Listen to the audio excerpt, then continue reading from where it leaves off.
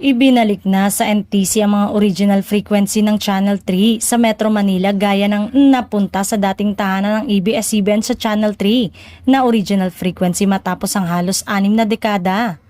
Maibabalik pa kaya sa network ang dati nilang tahanan ng original frequency na home network ng ABS-CBN na Channel 2? Kung sakali naman ay maaaring gamitin ang Channel 3 ng ABS-CBN na tiyak naman na susundan ito ng mga kapamilya kahit saang channel pa ito umere.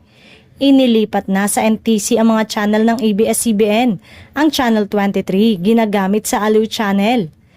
Sa Digital TV ay lumipat sa Channel 24 na DWAC-TV na flagship channel ng Amcara at ibinigay na sa ABS-CBN habang ang DTT Channel 22 ibinigay na sa ABS-CBN at ABS-CBN Sports and Action Channel. Samantala, kasalukuyan ng nasa Kamara de Representantes ang panukala upang muling magkaroon ng legislative franchise ang ABS-CBN Corporation.